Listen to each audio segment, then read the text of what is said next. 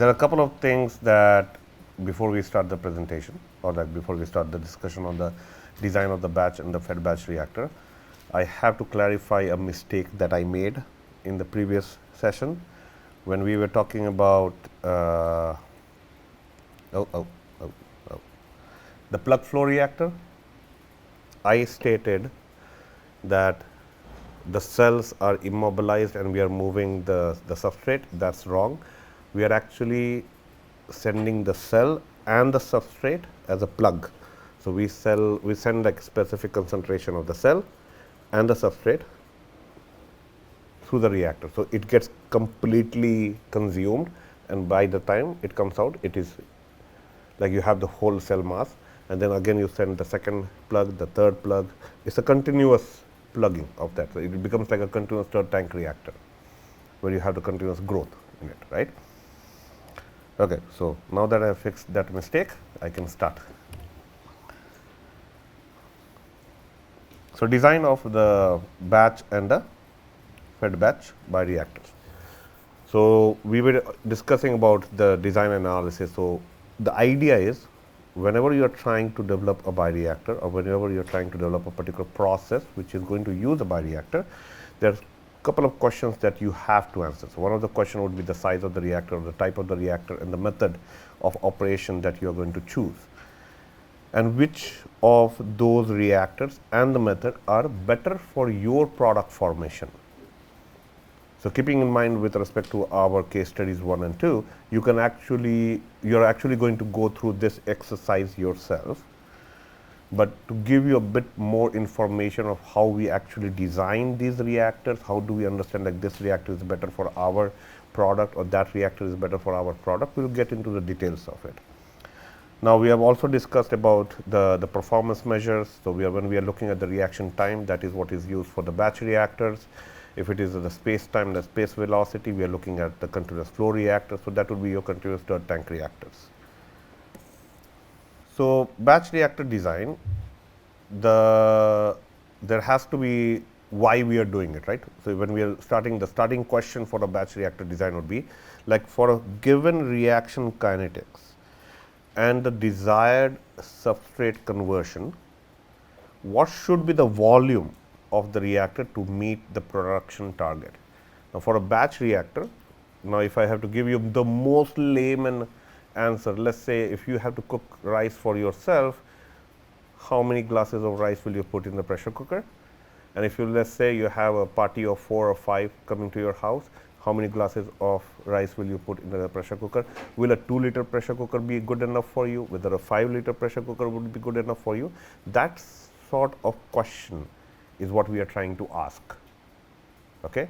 So what would be the size of the reactor? If we want a specific desired level of product formation or the cell mass concentration, what should be the size or the volume of the reactor that we should be using as part of the batch reactor?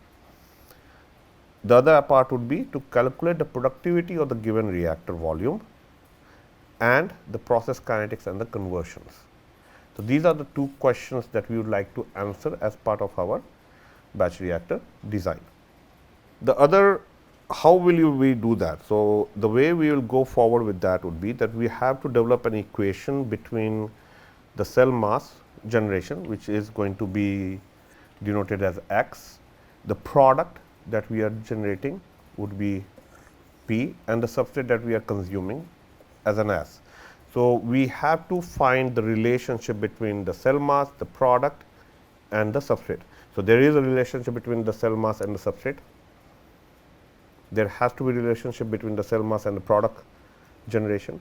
Sometimes if you have too much of substrate, that is not good for your cell mass. Too less of substrate is also not good for your cell mass. If there is a substrate inhibition, what would be the situation? If there is a product inhibition, what is the situation? So we will be looking at all those type of equations or relationships in terms of the batch reactor design. Now these equations are used to predict the batch time for a desired conversion.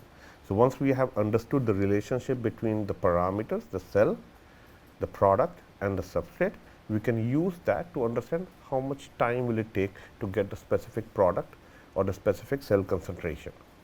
using the specific amount of substrate or given volume of the reactor. And we will also be able to estimate the volumetric productivity of the system through our batch reactor design. Now, the growth kinetics. The growth kinetics, or when we are talking about the cell growth, if you remember in the very first conversation that we had on the cellular agriculture, we did talk about the sigmoid curve, right. The cell has a growth phase, lag phase, the log phase and a stationary phase, and then you also have a death phase eventually, right. So, that is basically your cell concentration x with respect to the time you are looking at how the cell mass is growing. Now, how do you actually quantify this cell concentration? So, there are two methods.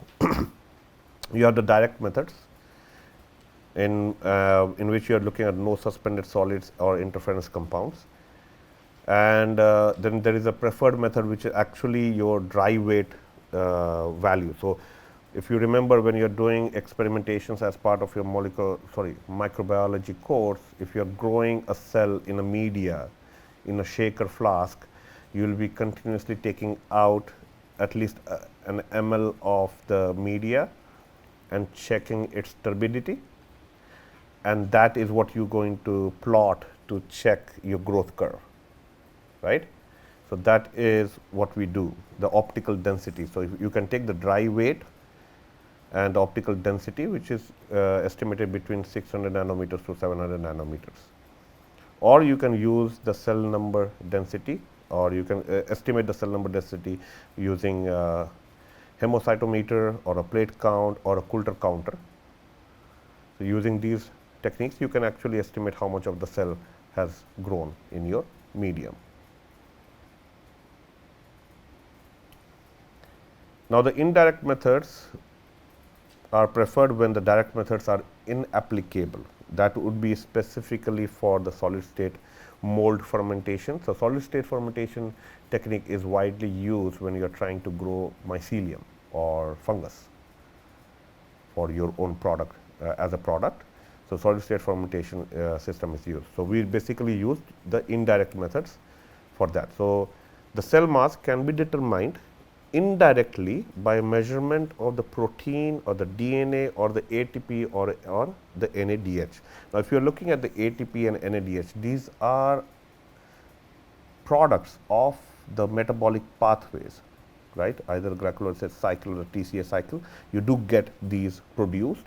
So, if you are able to, if you are aware of how much of ATP would be generated by the biomass or by a given biomass, you can estimate by estimating the total ATP amount. So, for example, the example that is given to you is like, assume that 1 milligram of ATP per gram dry weight of bacterial cell is produced. So, if you have 100 milligrams of ATP per liter, then you can estimate your cell mass concentration to be 100 grams of dry weight cells per liter. So, you are estimating it indirectly how much of the cell mass is there by estimating a product that has been generated out of the cell or within the cell as part of its metabolic pathway. Or even if the protein is being produced, how much protein is being produced per cell, if you know that, then you can go back and estimate how much your cell concentration would be. So, you have the direct methods.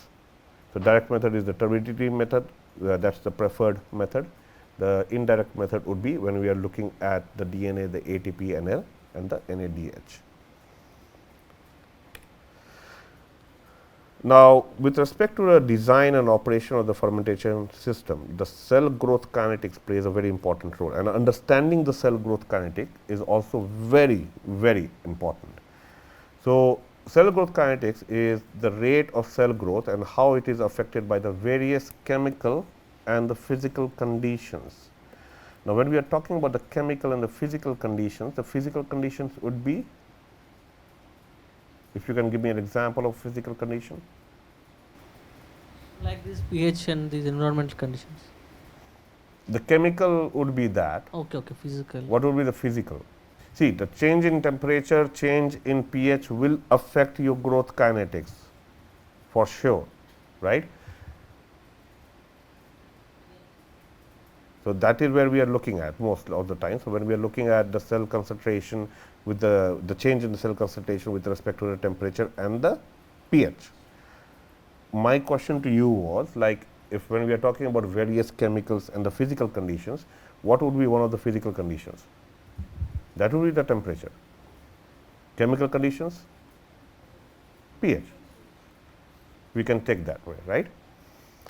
Now, when we are having the growth kinetics, as we said, like the growth curve looks more or less like this. You have your death phase at the very end. You have your lag phase. This is your log or the exponential phase. And this is your stationary phase. There has to be a mathematical equation that can actually define this relationship, right, with respect to time, the change in concentration of the cells or the x with respect to time. There has to be something. Now, how do you accurately model this, mathematically model the cell growth? It is actually very, very difficult to do that, because the growth is dependent on various biochemical reactions and transport phenomena. So, let us say if your mixing is not proper and it is not able to get enough oxygen or the nutrients, the cell growth will vary at different parts of the reactor. If it is a batch reactor, it is changing at very different parts of the reactor. So, mathematically you have to assume that there is a homogeneity, the completely homogeneous environment is maintained, there is no difference in the nutrient content on the top and the bottom.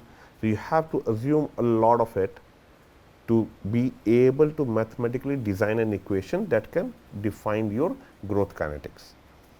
A heterogeneous mixture of young and old cells are present at all times. If you have this type of scenario, your growth kinetics cannot be modeled mathematically, because younger ones will have a different model, the older ones will are already at the stationary or the death phase. It changes because you have a mix of it. So, the mathematical models that are there which can actually explain cell growth fall under the unstructured and distributed empirical models. Now, there are certain assumptions that have been made for these empirical models, and we did discuss about these assumptions in the previous slide. So, assumptions concerning cell components and the population, that as the cell is increasing, the cell components are also increasing at the same time.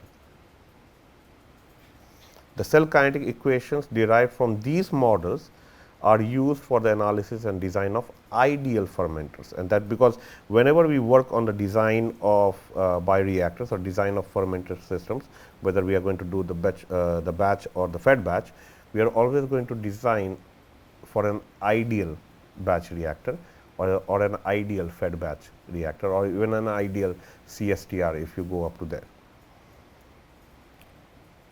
So, the assumptions are the cells represented by a single component such as the cell weight or the cell number, assuming balanced growth. That means, the cell weight and the cell number is increasing at the same rate as its components. The second assumption is the cell suspension is homogeneous, uniformly distributed. Okay, the nutrients have been uniformly distributed. If the oxygen is being added to the bioreactor, it is uniformly distributed. So, all the parameters that are required for the cell to grow are uniformly distributed, but when we are only considering the cell. So, the cell are homogeneously distributed. Only one medium component is limiting the reaction rate, other components are in excess. Now, when we talk about the limiting component for a cell growth, what would they be?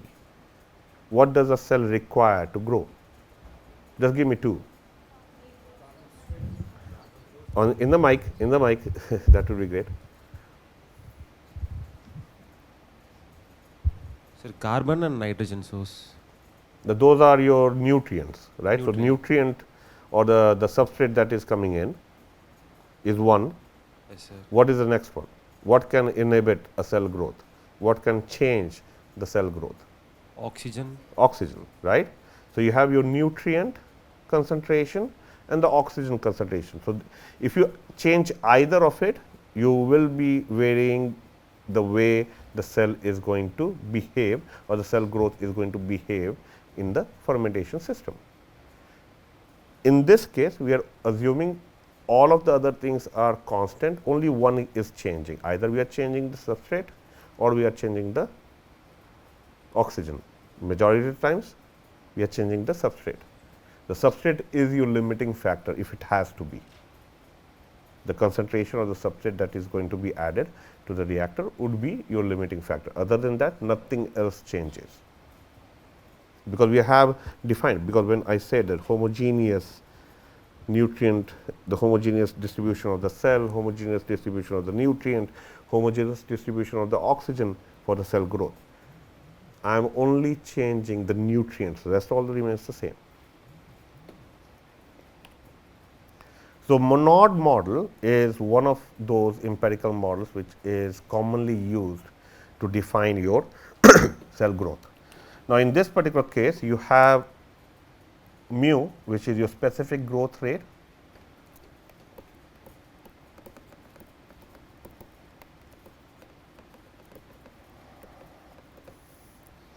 so your mu is equal to mu max S over S plus K S. Now, this is your monod's saturation constant. This is your limiting factor, because we have to make that assumption of the limiting factor, right. So, this is your limiting factor in this case. So, monod's model, the S over K S plus S is your limiting factor.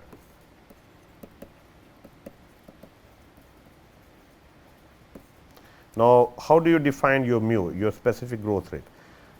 Dx by dt would be the change in the cell concentration with respect to time, right. If you do normalize it with respect to the cell concentration x, that is what is going to give you your mu, the specific. So, mass of cell produced divided by the original mass of cell into time. So, if you rewrite this equation, that is what has been done in the last line here. So, dx by dt becomes mu x or mu x naught is your initial cell concentration, and we know that mu is mu max S over K S plus S, you just substitute that. So, this is the equation that you will get. So, further increase in the nutrient concentration, mu after it reaches max does not affect the mu. So, what it means is, as you increase the S, or S tends to go to infinity, just for now I am just keep on increasing the S, the cell concentration will increase and it will become flattened out. This is where your mu max is.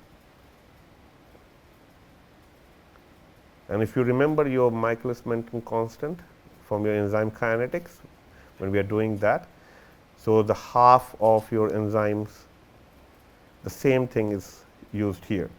So, the half of mu max by 2 is your K S, the constant, the monod saturation constant.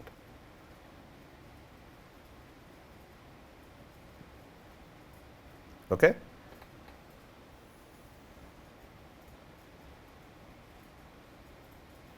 Clear till now? Any questions? These are the basics. If you have already done that, I am sorry, I am going to repeat it anyway.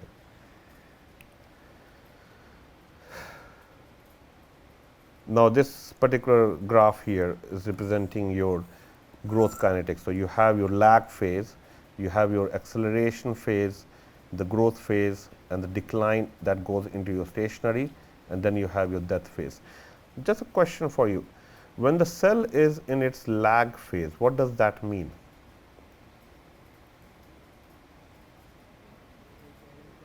Use the mic, please. If you have the mic, please answer in that. Try to It's on. It's on.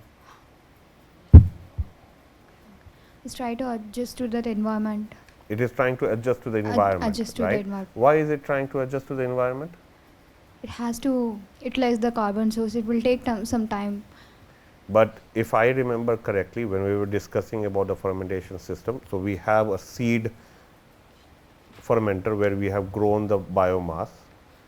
I have acclimatized it to the nutrients that are going to be used in the larger biomass. Will it still require that lag phase? We can reduce the lag phase timing, so. If you are using a seed culture, seed you culture, will we can reduce the lag phase time. phase. So, if you use a seed culture, many a times this particular lag phase will not even exist. So, when you do not use it, it is obvious because the cell is growing, cell is still growing, it is not doubling,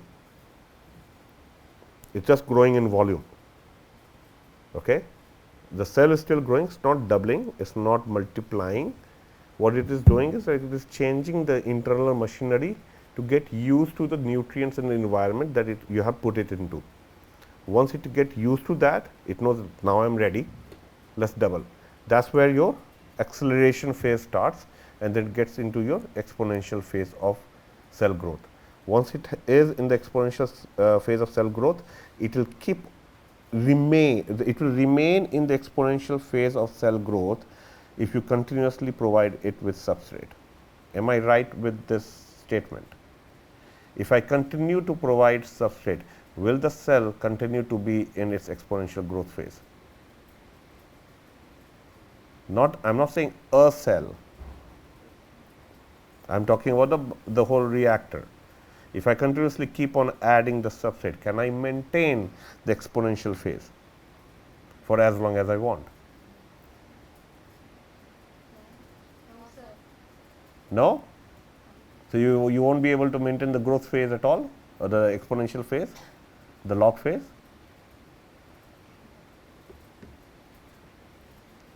Okay, when will the cell get into the stationary phase?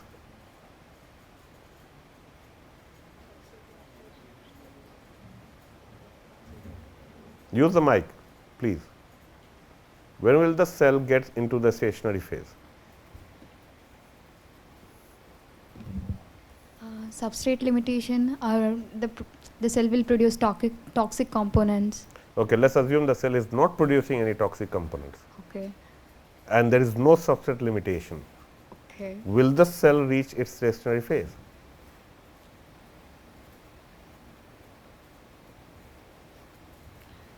Sure. Like, do cells have a biological clock like humans? Maybe. They have a life cycle, like, okay, I am only going to be alive for 1 hour or 2 hours, or they will continue to keep on growing and multiply. You are talking about bacteria. Will the cell biomass keep on increasing? That is what my question is. I am not asking you anything else. Will my cell concentration be in an exponential phase or continue to grow if I continue to provide it with substrate? In a batch reactor, that is not the situation, right? In a batch reactor, you have given it enough substrate, you have given the seed, the substrate, close, done. You let it grow. Once the substrate is completely consumed, it has been in the stationary phase.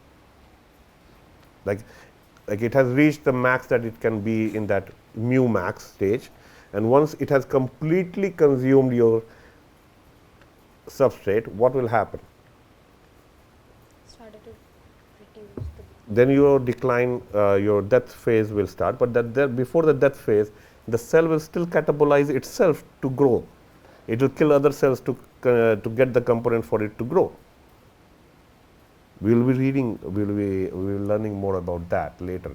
But I am just, remember this question that I asked you. If you continue to provide the substrate, will the cell will continue to grow or not? Just remember this question, okay?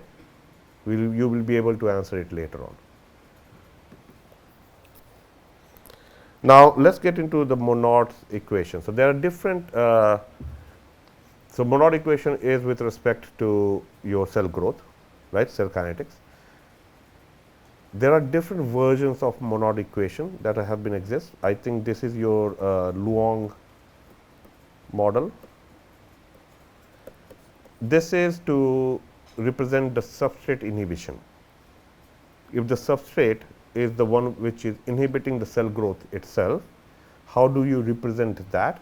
You will be representing it with this equation. It's a upgraded version of your Monod's model, and this is the only part which has been added, because what is your mu is equal to mu max S K S plus S, right?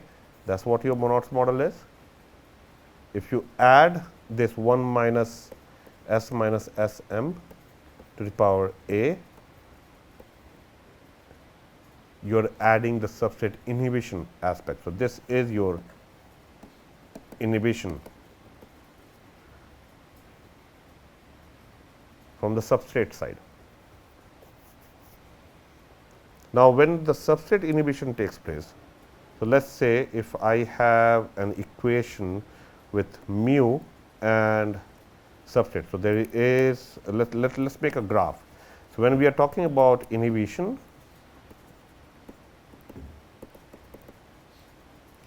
there are two ways the mu will behave with respect to the substrate concentration.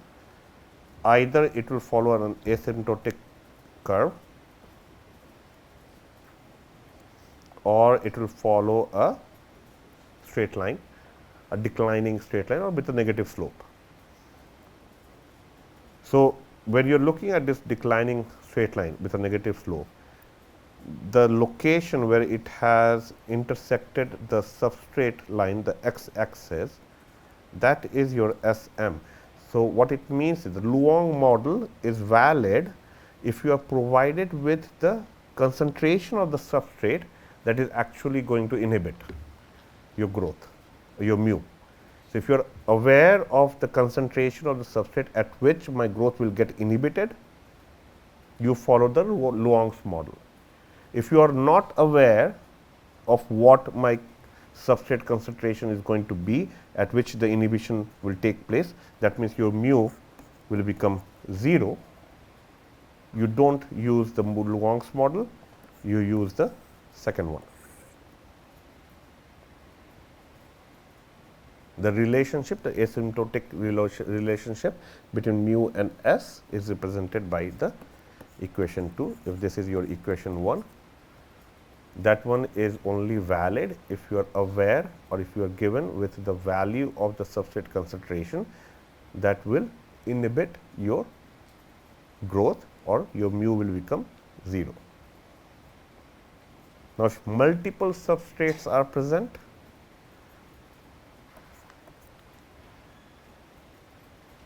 an upgraded version of the same model would be used. Now, if you are looking at product inhibition, so I have substrate inhibition. Sometimes if you have growth of product, product might also inhibit the cell growth, right? Can you give me an example to that?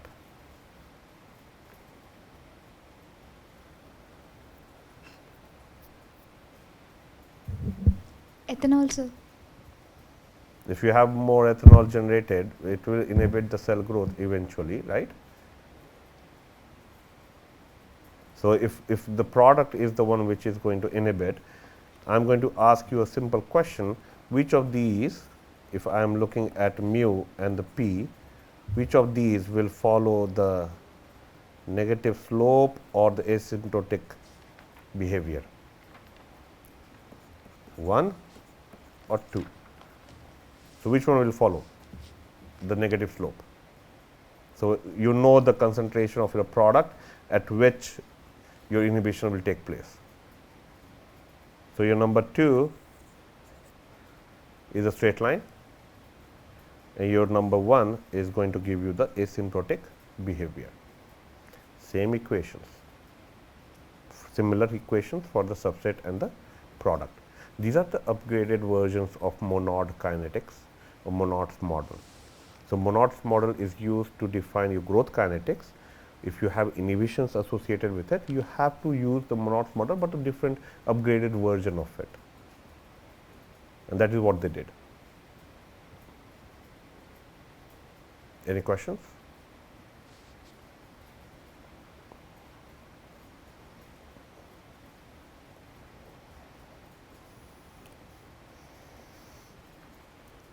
Now, let us come back to our discussion on the different phases of the growth of in the batch culture. So, you had your lag phase. So, we did discuss that the cell is going through the machinery changes, right, but it will increase in the volume, but it is not going to increase in number. In the acceleration phase and the growth phase, it is going to increase in the number, it is going to multiply. Once it has reached the decline or the stationary phase, that is the time when the relationship has become that it is about to finish off all the substrate that is available, right. So, the balance has been reached, and once all the substrates are gone, what happens? Death. And that is where I did state that it might start eating itself, right, not cannibalism, catabolism. Cell catabolism starts to take place, or endogenous, I think I forgot that, I think I have it that in the slides, so we will go there. So, this is your cell growth kinetics. We did discuss a bit about your lags, the growth and the stationary phase.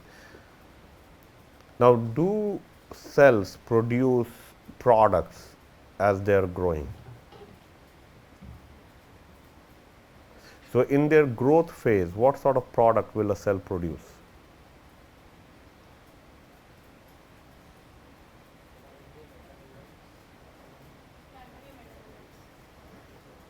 Primary metabolites. Secondary metabolites comes in the stationary phase. Your antibiotics, vitamins, minerals, they come out in stationary phase. In the growth phase, is mostly the proteins and anything that is required for its own growth, right. So, anything which is within the cellular structure of the biomass, like the cell.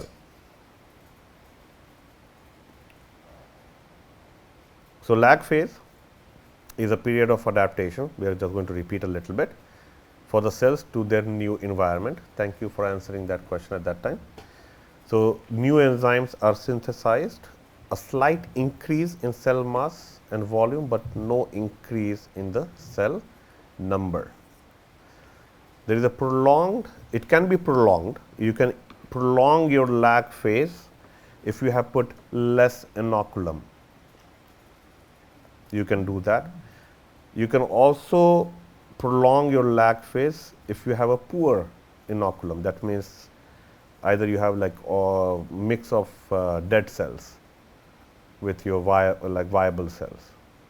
It's like it's an old culture if you take that.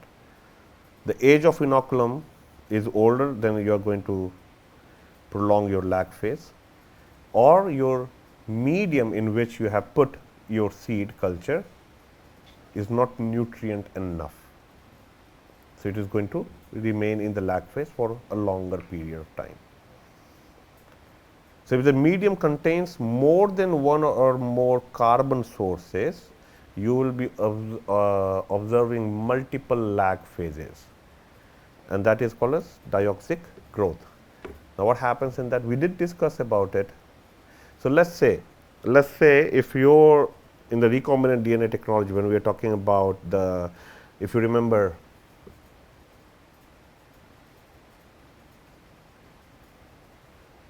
for one of the examples, there were two plasmids that were added into the cell, into the bacterial cell.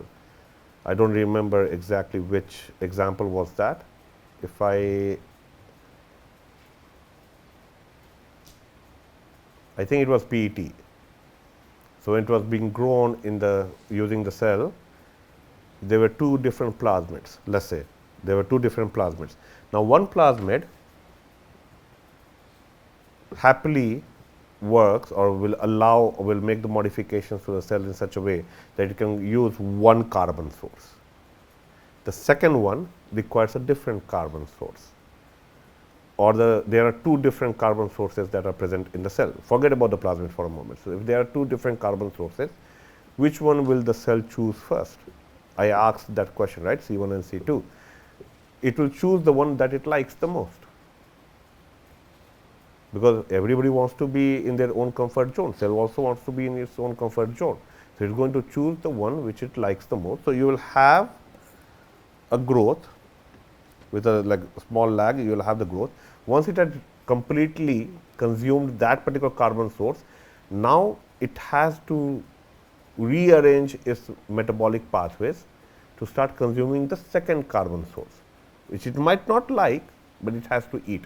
It's like when you go to the hostel, you might not like the food, but you have to eat it, right, for survival. So that's exactly what happens. So you have, that is called your dioxic growth.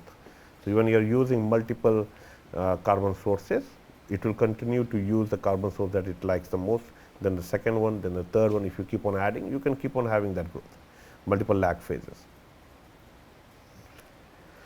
The exponential growth in this particular phase, the cell has adjusted to their new environment and it will start multiplying rapidly, exponentially. Okay? So, it does a balanced growth. All components of the cell grow at the same time, and the growth rate is independent of nutrient concentration as the nutrients are in excess.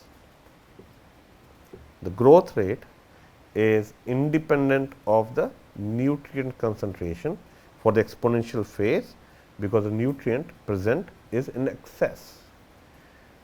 So, I will ask my question again.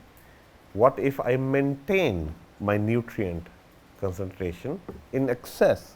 Will my cell remain in the exponential growth?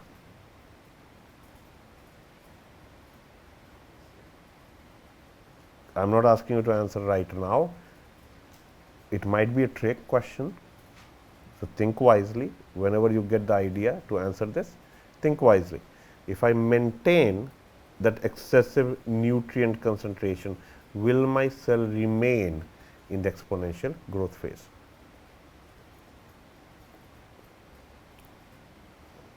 Now, before we get into the design equations for the batch reactor and the fed batch reactor, we have to go through certain terminologies, or we have to understand certain terminologies which will be used more or less every time we try to solve. So, in our conversation on the cell biomass and when we are looking at the microbial growth, we will be using a terminology called as Cx, which is your cell concentration, is your dry cell weight per unit volume. Your dCx by dt is your change in your cell concentration with respect to time. So, when we try to do, if you remember mass balance, right, in minus out plus generation minus consumption is equal to accumulation. Your dCx by dt is your accumulation term. In a batch reactor, do you have an in? Everything is already inside, right? There is no inlet, there is no outlet. Is there any consumption? Consumption of what? But am I balancing substrate or am I balancing the cell? Am I consuming the cell? So, the only thing that you will have is generation, right.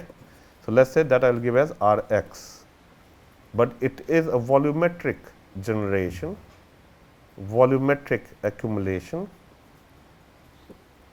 because the V remains constant. Got the idea? This is actually your design equation for your batch reactor. I have given you way in advance, but I am just trying to explain how we are going to use these terminologies later on. Okay? So, your Rx is your growth rate of the cell biomass. So, what is the difference between dCx by dt and Rx? dCx by dt is a change in the cell concentration, Rx is your growth rate. The difference between these two is Rx is 1 by x dCx by dt. You have to have that term of x because the rate of growth. So, it will appear that both the terms 1 like the 2 and the 3 are the same, but the 2 may include the effect of input and output flow rates and the cell cycle, because you might do a cell cycle, it might keep on increasing it. Now, these terminologies can be used for batch reactor, it can be used for fed batch reactor, it can be used for CSTR. These are not specific to batch only. but these are the terminologies that are basically used when we are going to go forward in our conversation here. 3 is your actual growth rate of the cell. 3, which is your Rx, is your actual growth rate of the cell. 2 is only equal to 3 for the batch operations. 2 is only equal to 3 for your batch operations. Now, the other terminology would be that growth rates based on cell number and cell weight can be assumed to be equal in exponential growth phases with a balanced growth assumption that all the components are also growing at the same time. And the microbial growth, the product formation and the substrate utilization rates are usually expressed in the form of specific rates. So, the growth would be represented as mu, which is specific growth rate. The substrate will also be represented similarly in a specific. We will have the product, you will see QP for the product or the specific growth of the product. So, we are always going to represent it in terms of the specific rate. Now, specific rate are always normalized with respect to the initial concentration. So, that x has to always be there for specific growth. So, what was the equation for mu?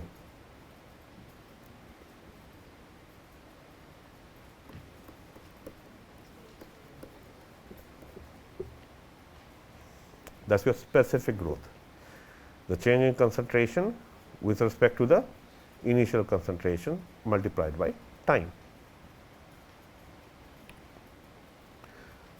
There is another terminology which is your division rate. Now, we all understand. So, if let us say a particular cell is going to divide it into 2 at a time, right. So, if let us say your cell, if C naught is your cells dividing n times in time t, the total number of cells C n after time t would be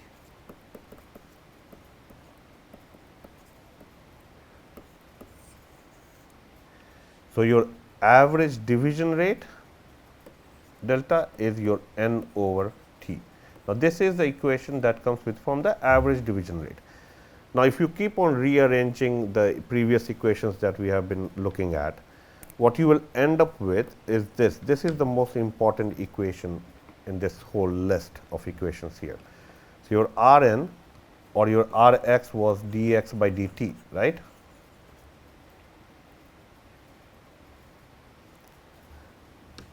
Or your dCn in this case. So, dCn by dt, and they have done a ln of it and ln of the n values, and they have just rearranged it and put it back into the equation for mu.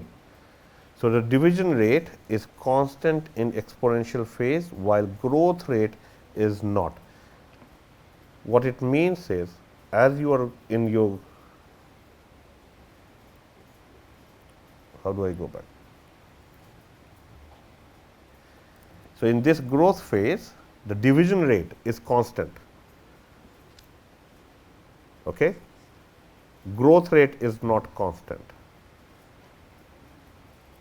The slope of this is your constant n.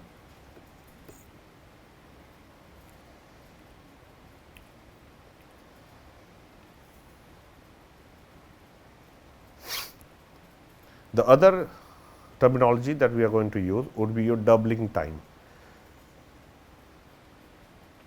So, your dx by dt is given as mu x, or mu is 1 by x dx by dt, right. So, this is what the equation is, where your mu is your specific growth rate, x is your concentration in grams per liter, time is the time in hours, as you are rearranging it. So, if you make it dx by x mu dt, and if I integrate it, I will be left with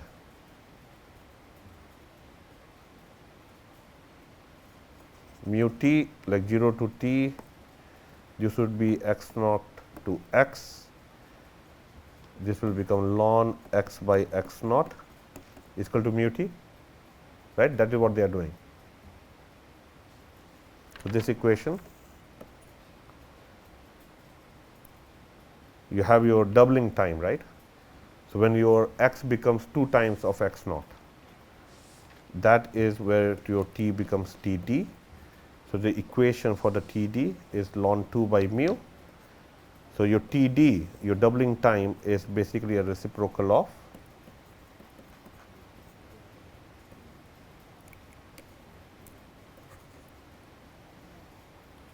division rate. This is a reciprocal of your division rate. So, growth rate and the division rate defined by the cell numbers are different entities. The division rate is constant during the exponential period, while growth is not. This is the most important concept that you have to take into account. Division rate is constant during the exponential period, while the growth is not. Now, exponential growth phase, the balanced cell of the cell mass in the culture is given as excuse me.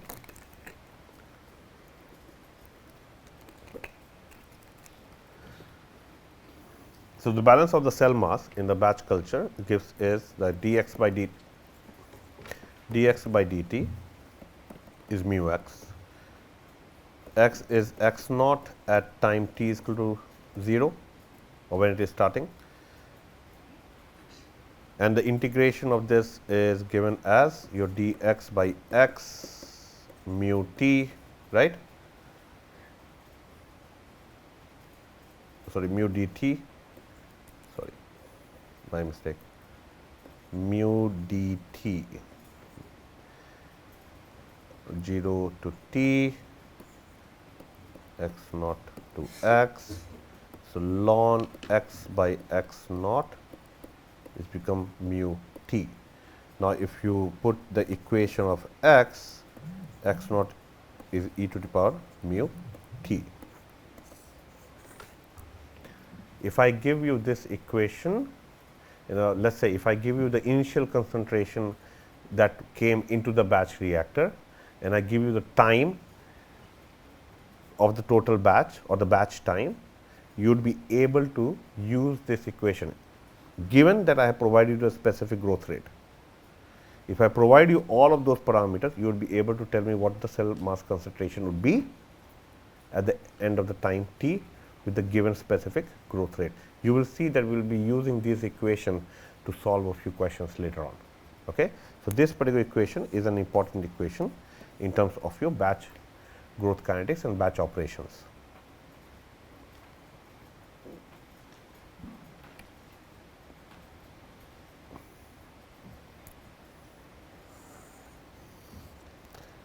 This is what we are looking at mostly in the exponential phase, right.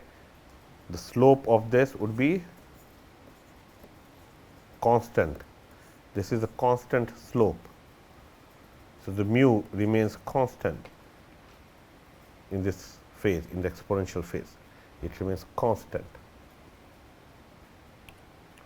Now, stationary and the death phase, exhaustion of the nutrients, that means your S has been consumed completely, and the buildup of the waste and the secondary metabolic products inhibits the growth. The cells may have active metabolism to produce secondary metabolites. That is where in the stationary phase it happens. Endogenous metabolism occurs by catabolizing cellular reserves for new building blocks and energy producing monomers for the maintenance energy. So, that means the old cells or the dying cells will be providing the materials for maintenance of whatever cells are remaining or that are still there. Okay? The dying cells or the dead cells or the end cells are the ones which are providing the maintenance materials. The cell lysis may occur and the viable cell mass will drop in the stationary and the death phase. So, the growth kinetics with respect to your stationary phase is given with, instead of mu, we have this minus k d. This minus k d is the rate constant for endogenous metabolism, because now the growth is endogenous in nature to catabolism, we are looking at Kd rather than mu, which is your specific growth rate. It is related to specific growth rate as mu net, because you have your mu and then you have your Kd. So, total mu net would be mu minus Kd, or sorry, mu into minus Kd, where your mu is your gross specific growth rate. So, endogenous metabolism is the cell catabolizes cellular reserves for new building blocks and for energy producing monomers, which are used for maintenance. Okay, which is used for maintenance. Now, let us get into other some of the terminologies, which are your yield coefficients. So, yield coefficients are always represented as with y. So, it can be y x by s. This will represent the yield of x with respect to s.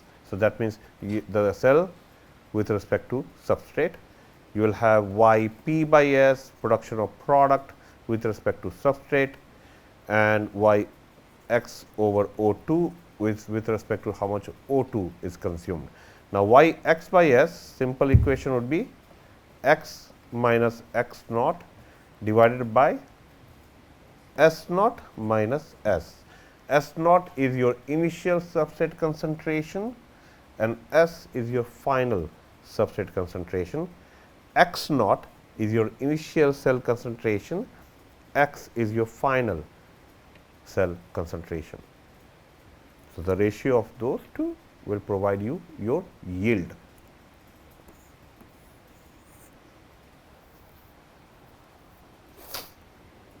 Now, majority of the slides that I am using for your batch analysis, these were taken from an NPTEL course. I remember Dr. Smita Srivastava from IIT Madras, because when I saw that same presentation, I teach the same course back in Canada. It was pretty much the same thing that I wanted to teach. So, I used more or less her slides or her concepts, but I have added my own flavors to it, the way I explained. That would be it. It reduces the workload, but I would like to acknowledge her and thank you for providing these slides. Okay, so yield is clear, how we write it, the notations of it. We will get into how the equation works out. You will be seeing how we will be rearranging the equations. So, if you have to have x, if you know the yield, let us say, if you are provided with the yield, you have your y x by s, right, multiplied by s naught by s plus x naught. So, let us say if I give you the initial cell concentration, I give you what the yield of the cell biomass is and what was the substrate concentration before and what remained after. So, let us say I am asking you what would be the cell concentration after 70% of your substrate has been used, if the substrate that was being put was 10 milligrams or 10 grams per liter, or this much of the substrate was added. You would be able to use the same rearranged equation to estimate the amount of x. Okay. Now, these are for your batch process, only for batch, not fed batch, batch.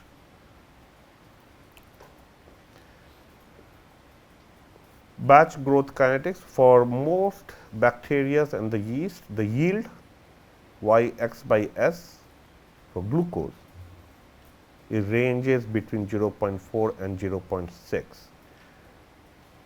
This is in your Schuller and Cargi textbook, okay, which is like the Bible for bioprocessing. Similarly, y x by O2 would be 0.9 to 1.4 grams per gram O2. So, how much cell is produced by how much oxygen is being consumed. So, during the batch growth, the measured yields are apparent due to endogenous metabolism occurring, that is the Kd is greater than 0. So, let us say what it means is your cell grew, reached the stationary phase, right. In this stationary phase, we had this conversation that the cell will maintain by killing other cells, or other cells will lyse, and whatever content of that cell came out can be used by the other cells to keep themselves alive. You are getting my point, right? That, if that is higher, that means your KD, instead of that mu, if the KD term is higher or greater than 0, the yield that you are getting at the very end of the batch reactor, that means I have done everything. So, let us say if this is my reactor, I put up everything, I was supposed to open it after 1 hour. I got delayed by 1 hour, let us say by 5 minutes, and I opened it and I took out everything. My yield will not be the same. You are getting my point? My apparent, the actual yield that I will get is different than my theoretical yield that I would have calculated. Okay? So, my yield varies depending upon if my endogenous metabolism took place, because some of my cells are gone for the maintenance of whatever remained, because I was delayed by, let us say, 5 minutes. That is the best layman way of understanding it, because it has finished all the substrate. Now, the cells are like, okay, we are done, take us out. I didn't. They kept on knocking, I didn't. After 3rd minute, they are like, dude, we have to survive, let us kill people. Endogenous metabolism takes place, my cell concentration is going to go down a little bit, right? My yield will reduce little bit, very little, but not significantly, very little. If my KD is way too high, it will be a significant decrease. You got the idea how it looks like. So, at the end of the batch fermentation, we have apparent growth yield, which can change with culture conditions. So, it is not truly constant.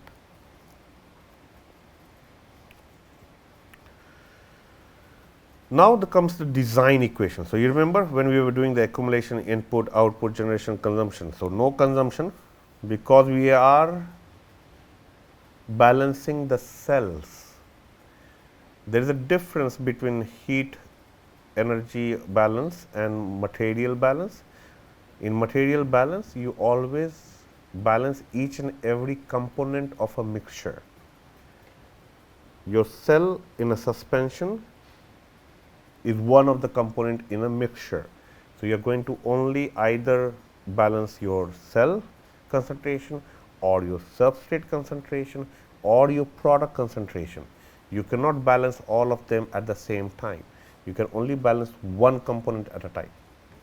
So, one mass balance equation for one component. Clear? That is the reason why we are only using the cell concentration here, because that is what our interest is. We have already done this. So, dx by dt will end up to being so v dx by dt becomes v rx. Rx is mu x.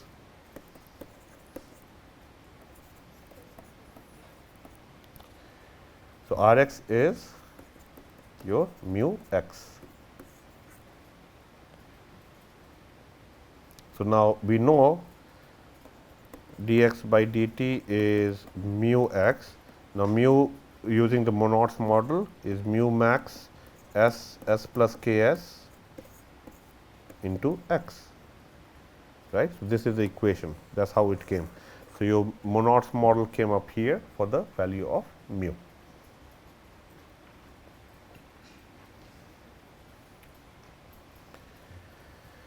In the batch, the nutrients are added at the beginning and the product is withdrawn at the very end.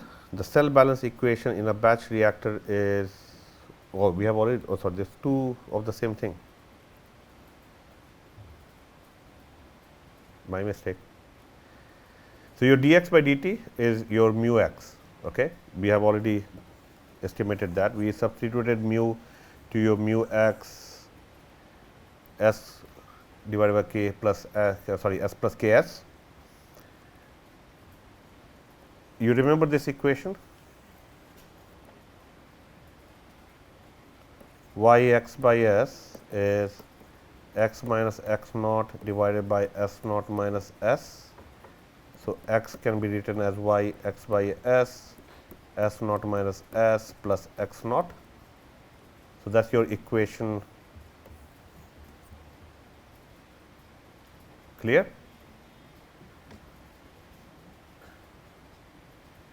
You know your mu. So, we are putting both of these equations down there and then we are integrating it. So, when you integrate it, the equation that you will get is this. This is called your design equation. So, it is T mu max A ln of x over x naught plus B ln of s over s naught. This is your design equation, where your A is Ks y x by s divided by x naught plus s naught y x by s plus 1. Similarly, your B is given. So, these are the two equations that are used, but this is what is called your design equation for the batch reactor problem.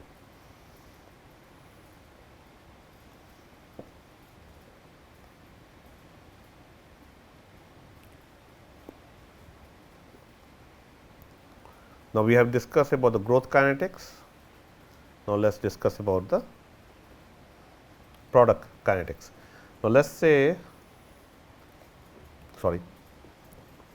So, your growth associated products are the products produced simultaneously with growth. Example are constitutive enzymes. Now, what are these constitutive enzymes? Are the enzymes that are produced by the cell for their own growth. Okay. These are the ones which are produced during your exponential growth phase. In the non-growth associated product formation, that takes place in the stationary phase, because there is no growth taking place, it is stationary. That time your QP, now what is your QP?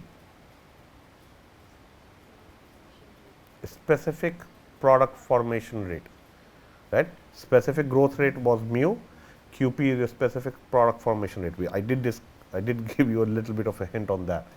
So, let us say go into this. So, if your P is your product, so your dP by dt is a change in product concentration with respect to time. So, your QP would be 1 by x dP by dt. Now, what is your Yp by x? So, Yp by x is a change in the product concentration with respect to, yield of product with respect to the cell concentration. So, that means change in product or del P over del x. I can rewrite your Yp by x as dP by dt dx by dt. Now, let us say this is your equation 1. We know mu is 1 by x dP by dt. This is your equation number 2. Using both your equation 1 and 2, you will get QP, is mu y p by x, or 1 by x dP by dt.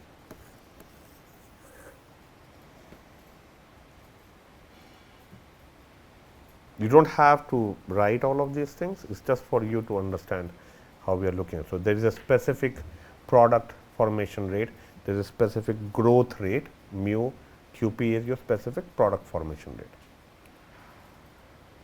So, the equation that we have just developed is this for the growth.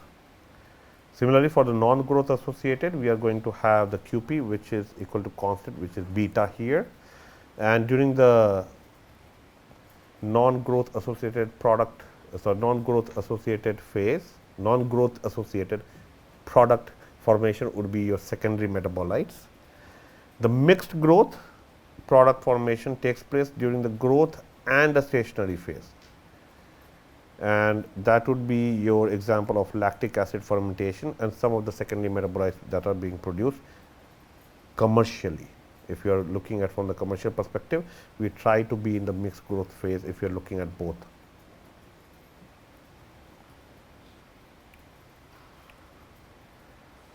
Now, this is how your growth associated product formation, the mixed growth associated product formation and the non-growth associated product formation looks like. The primary metabolites are your growth related, example ethanol by Saccharomyces cerevisiae. The secondary metabolites are non-growth related like antibiotics and the pigments. So, if you are looking at the natural color being produced, you are looking at it in the non-growth associated phase. If you are looking at the antibiotic production, it is in the stationary phase again. And this is where your mixed growth, sorry, this is non-growth and this is where your mixed growth phase takes place.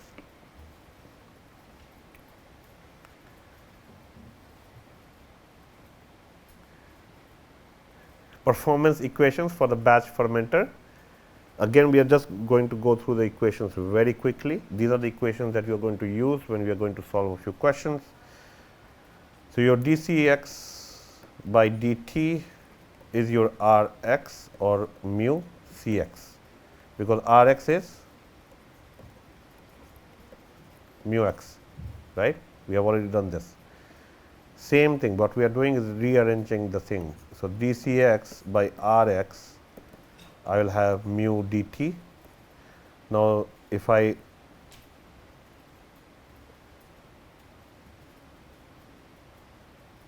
sorry, no.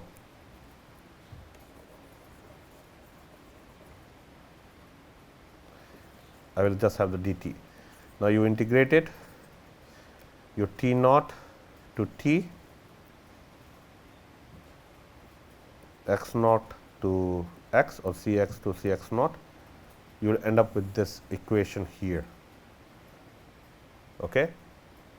Now, if you take this equation and let us say in this case, if I plot 1 by Rx over Cx. So, 1 by Rx over Cx. I am just looking at this particular equation here. So, if I take that and I am plotting this 1 by Rx over Cx, I will get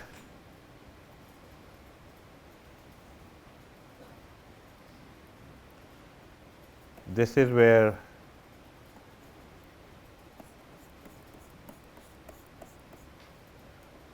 sorry, it comes here.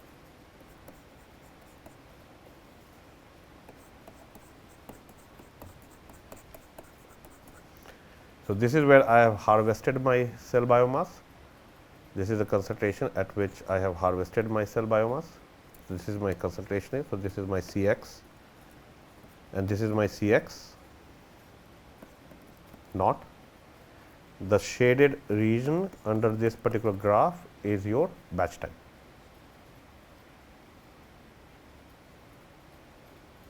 Or the batch growth time is the area under the curve.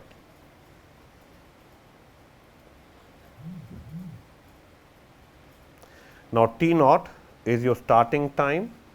So, if you have had a lag phase, there would be a value for T naught. If you have not had any lag phase, if you had your seed culture and it started growing immediately, it will be 0. Okay?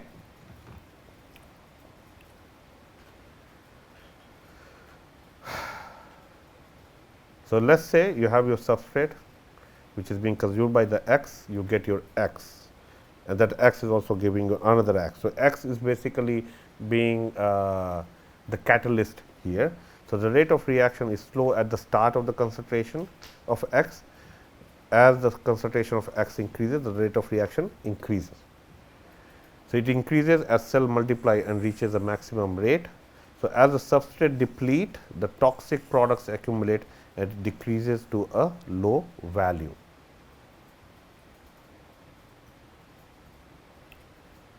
This is what we have already discussed. So, you have 1 by Rx Cx. This shaded area is basically your batch growth time. It is useful for comparing the performance of various fermenter types.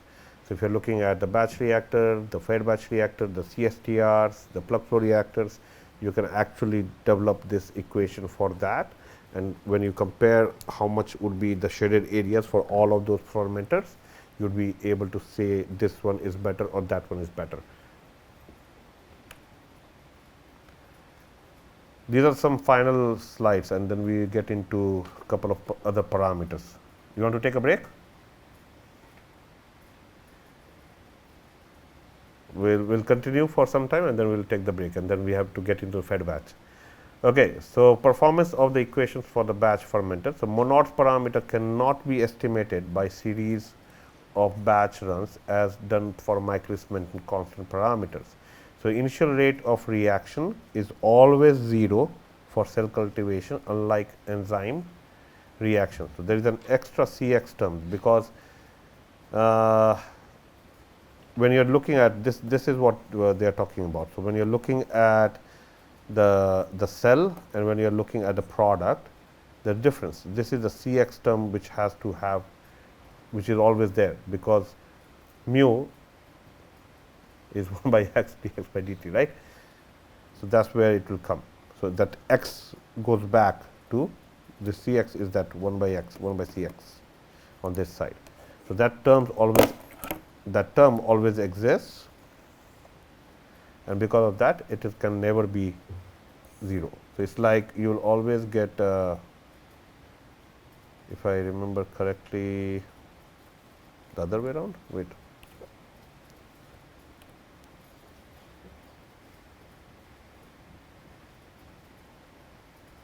I am not going to draw the graph because I might make a mistake in there, but anyways. Okay, so effect of temperature on the growth kinetics, we will just skip the slides pretty quickly. These are some things that we have already discussed. So optimum medium pH, temperature, oxygen supply differs for various microorganisms. So every microorganism will have different requirements for temperature, pH and oxygen demand. So according to optimum temperature for the growth can be classified for bacteria. If you are looking at the psychrophiles, the optimum temperature is less than 20 degrees Celsius. For mesophiles, it's anywhere between 20 degrees Celsius and 50 degrees Celsius. For thermophiles, it has to be greater than 50 degrees Celsius. So if you choose a thermophile for your product formation, you need to maintain a fermentation temperature of greater than 50 degrees Celsius. So above the optimum temperature, the growth rate decreases and the thermal death starts to occur. So just like that endogenous catabolism that we were talking about, will have thermal death that will take place. Your mu net will change. So the growth rate increases to a maximum with an increase in temperature when it is T optimum. So what you will have is, if you remember in the morning I did draw this. So at particular stage you have your T optimum temperature, your growth will continue to increase. Once you cross that T optimum in your temperature profile, your growth is gone. Your cells will start to die. So at a higher temperature, thermal death rate exceeds growth rate, which can cause net decrease in concentration of your viable cells. And the equations that can be used is, this is for your the thermal growth, AE, Arrhenius equations have to be used here.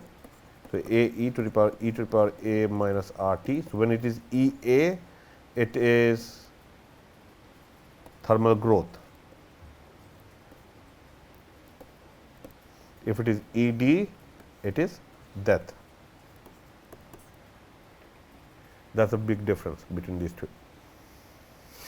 So temperature plays a very important role when you are looking at batch or any of the fermentation processes. Now, product formation and the yield coefficients are also affected by temperature. As the temperature increases beyond optimum value, the maintenance requirements, that means the coefficients of the culture increases.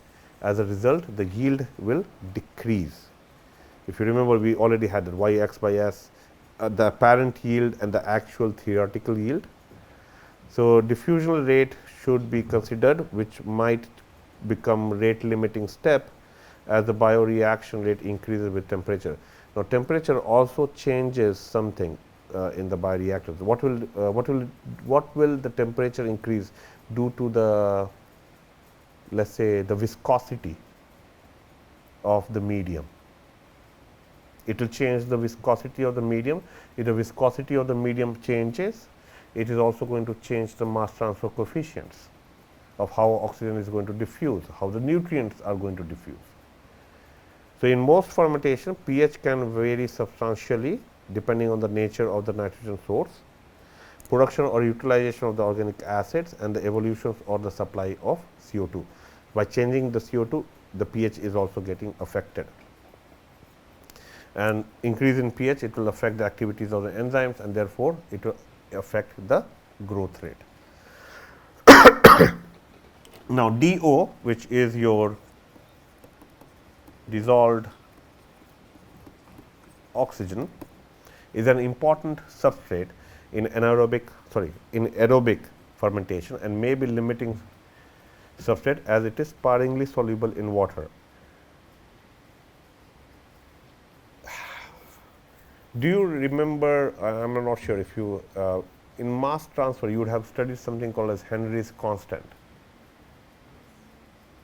right? That deals with dissolving gas into liquid at equilibrium, right? In a fermenter, in the fermentation system, can you change the pressure? Because changing the pressure will change how much oxygen, how much gas will get dissolved in the liquid, right? So, we cannot do those type of things in the fermentation process. So, do not bring that heat transfer concept here, that remains in the heat transfer, in the mass transfer. Okay, so, at higher cell concentration, the rate of oxygen consumption may exceed the rate of oxygen supply, leading to oxygen limitation. So, if the cell concentration is higher than what oxygen demand is, if the oxygen demand is higher than the supply, then oxygen becomes a limiting factor. The specific growth rate in that case varies with respect to the DO concentration to the saturation kinetics. And below the critical concentration, the growth respirator follows first order kinetics with respect to the DO concentration, and above the critical value, the growth rate is independent of the DO concentration. What it means is, what is the zero order reaction and the first order reaction? Which one is substrate dependent and which one is not substrate dependent?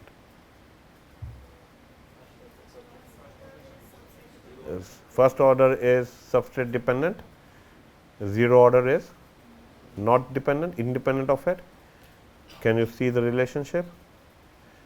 If your concentration impacts if the DO concentration or dissolved oxygen is impacting your cell concentration, it's a first order reaction, right? So, below the critical concentration, the growth respirator follows first order kinetics. Above the critical concentration, that you have enough oxygen, the cells will happily grow. So, oxygen transfer from gas bubbles to cells is limited by oxygen transfer through liquid film surrounding the gas bubbles. When we get into the heat and mass transfer, you will see how the oxygen is transported. So, let us say if this is your cell mass, like they might be in a clump, right.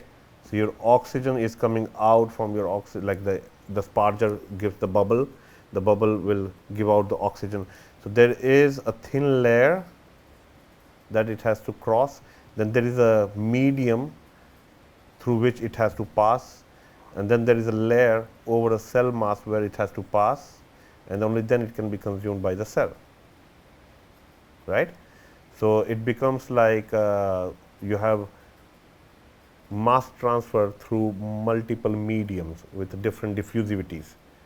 So, the diffusivity here is different, the diffusivity here is different, the diffusivity here would be different. It is like a series resistances which will get accumulated. So, it changes.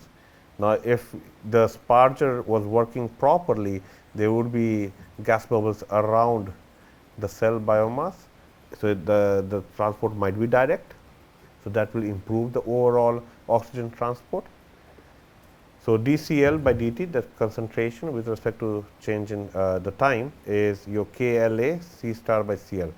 This is your oxygen transfer rate, and then you have your oxygen uptake rate. So, which is your QO2x is equal to x divided by y x by O2. This is your yield with respect to O2. So, when oxygen transfer is your rate limiting, your OTR is equal to your OUR, which means oxygen transfer rate is equal to your oxygen uptake rate. And this is the equation that you will get at the this is the equation that you get at the very end. So, the growth rate varies linearly with the DO concentration under oxygen limitation. These are just the conceptual parts that you should be aware of. Another would be your pH. So, the redox potential affects the extent of oxidative reductive reactions. If the function of the dissolved oxygen, the pH, and the other is other ion concentration. So, it is a function of that. So, you are changing, if you change the pH, if you change the dissolved oxygen, if you change the ion concentration, you are going to change the redox potential of your system, and that will create changes to the oxidative reductive reactions.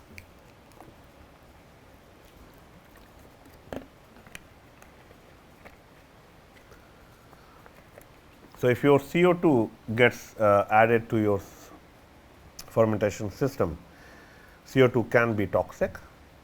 So, that will impact your cell growth. The presence of ions affects the transport of nutrients across cell, and it also impacts the metabolic function and the solubility of dissolved oxygen. So, what you have here is your single cell protein is produced from methanol using a 1000 meter cube bioreactor. The biomass yield from substrate is 0.42 grams per gram. Biomass yield from substrate is 0.42 grams per gram. The Ks is 0.7 milligram per liter. Your mu max is 0.45 per hour. That means you are given with your mu max. The medium contains 4% weight by volume methanol, and a substrate conversion of 98% is desirable in the process. Now, methanol is being used to produce single cell protein. The medium contains 4% methanol weight by volume. Okay? Understand this difference, this ratio. So, for batch mode of operation, the initial cell concentration is 0.1 gram per liter, that is your X naught, and the downtime between the batches is 5 hours. Your T D is given. You need to calculate the annual biomass production. You also need to calculate if the desired annual biomass production is to be 10,000 tons per year, what should be the volume of the reactor. Now, let us say, so what is the total mass of cell produced during the batch reactor or the batch culture? X is X f minus X naught into V. This is your total mass of cell produced during the batch culture.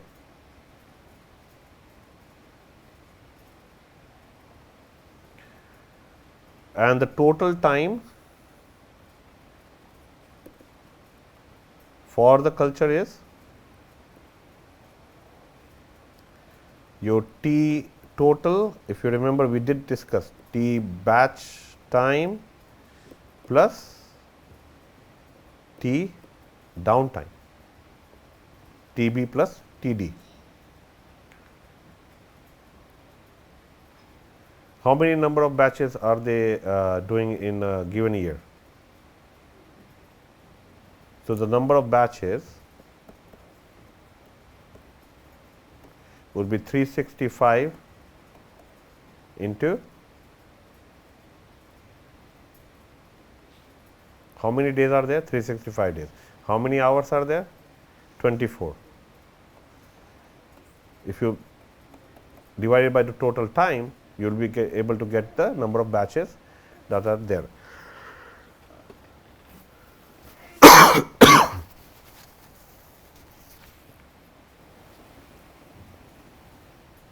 So, the number of batches carried out in 1 year is 365 into 24 divided by Tt, and the annual biomass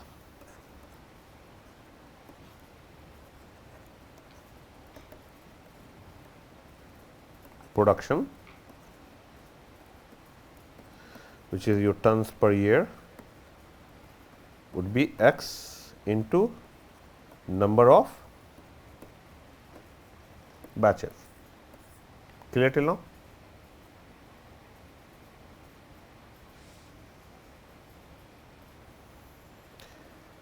Now, out of all of these, what are the parameters that you have and what are the parameters that you do not have are the equations that we are going to look for, and we are going to choose and we are going to solve.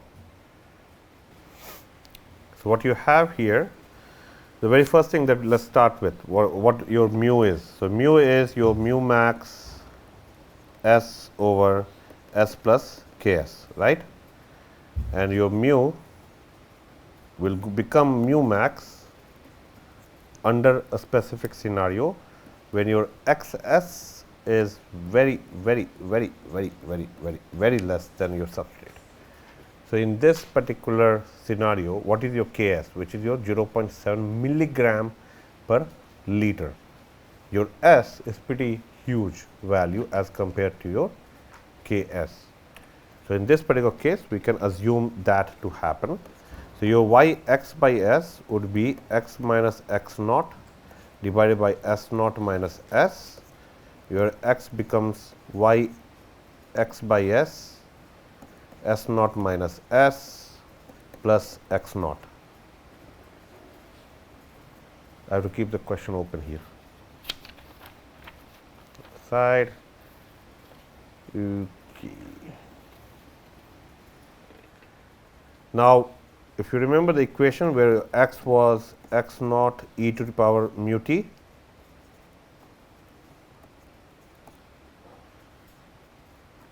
so if I do ln x by x naught is mu max T b. This is your batch time. The T that we had here was your batch time. So, I am rewriting that equation going backward into that. Okay. So, your T b will become 1 by mu max ln x by x naught, right. Now, x is x naught x is y x by S, S naught minus S plus x naught. This is the equation that we have identified, right. So, your T b will become 1 by mu max ln 1 plus y x by S x naught S naught minus S f. So, this is how we will estimate the value of T b. Now, what are the parameters, what are the values that are provided to us in this particular question? So, if you remember, if we go back to the question, what would be your S naught or S initial?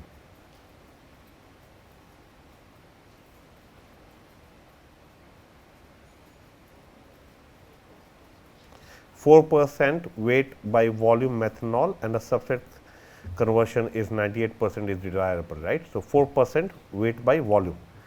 So, your Si or S naught is 4% weight by volume. So, let us say if it is, that means 4 grams per 100 ml, right, that then only you will get weight by volume, right, in percentage, 4 grams per 100 ml. So, that means 40 grams per liter. Okay. So, now you have your S naught. What is the SF? S final?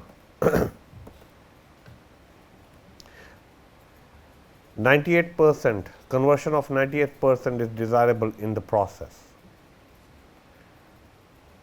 So, 0.02 2% is still left. So, your final concentration that would be left, 98% has been converted, 2% is left.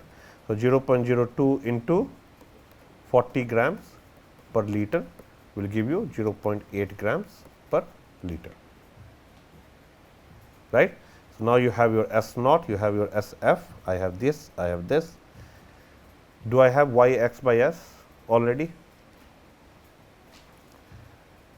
The biomass yield from substrate is 0.42 gram per gram, Y x by S is 0.42 gram per gram.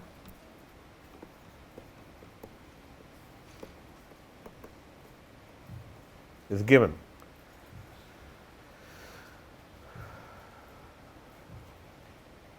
You are given with your mu max. So, I have my mu max, I have my Y x by S. Do I have my x naught? Initial cell concentration is 0.1 gram per liter. I have my x naught. So, once you put in all of those values, you will get your TB to be 11.35 hours.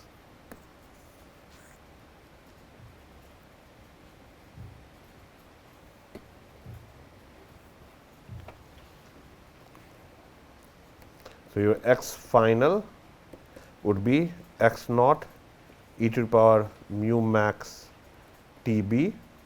So, your x final would be 16.5 grams per liter. This is your final cell concentration per liter. So, very first slide we had that the total mass of cell produced during the cell culture was xf minus x naught into V. Your xf is 16.5, x naught is 0.1, that means 16.5 minus 0.1, that becomes 16.4 into V. What is your V? 1000. So, your total cell mass would be 16,400 kgs, right. 16.5 minus 0.1 is already given. We have estimated our xf.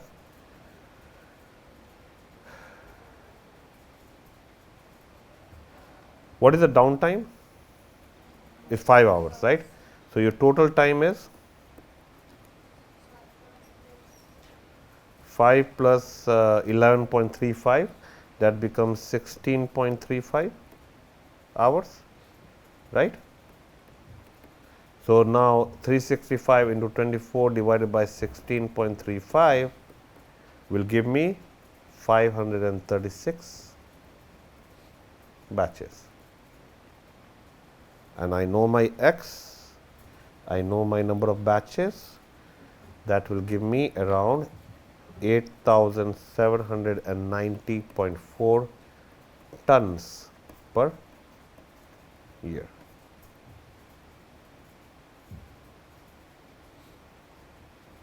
This is how we use these equations.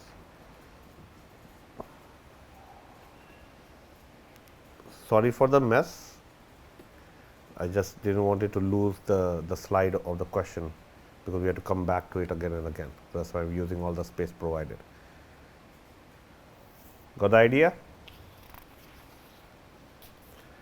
Now, what was the last question? So, if the desired annual biomass production is to be 10,000 tons per year, what should be the volume of the reactor? Now, if 1000 gives you 8,790.4 tons per year, right, how much will give you 10,000? That is rearrangement. So, your answer that you should get is 1137.6 meter cube. So, this should be the volume that should give you 10,000 tons per year. This one is something that might relate to what you are going to do. Would you like to try solving this by yourself? It is pretty straightforward.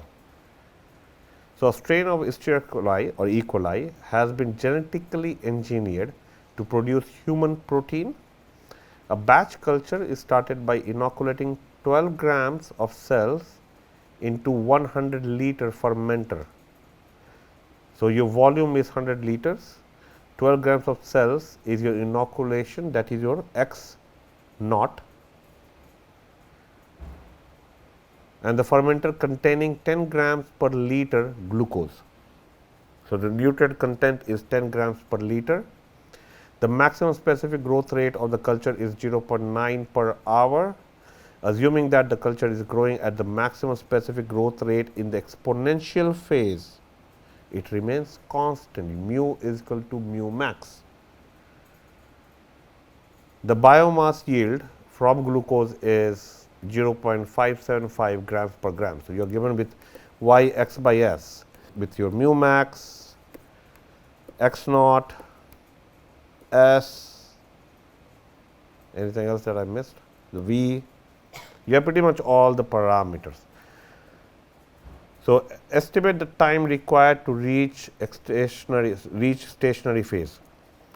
Your x naught is 12 grams per 100 liters, which is your 0.12 grams per liter, right. We did that equation in the previous question was T b is 1 by mu max ln 1 plus y x by s, x naught, s naught minus s f. This was your equation that we have used for the batch time.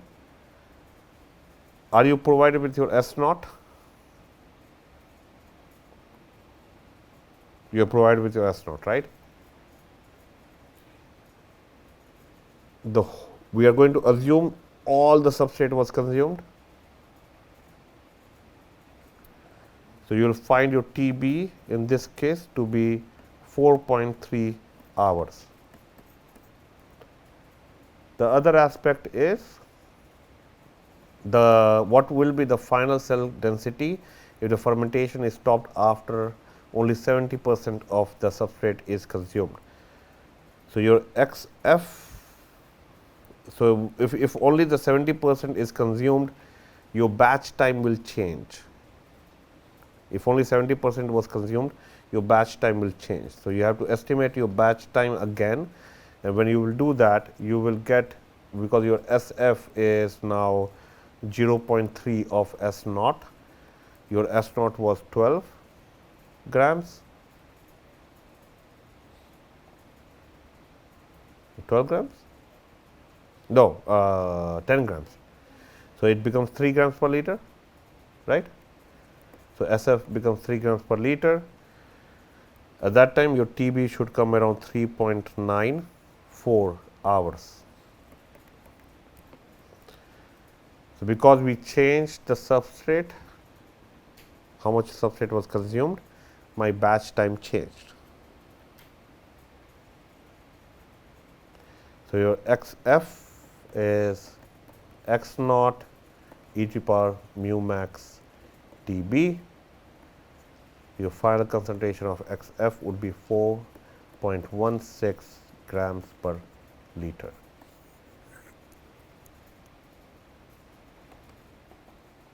So, we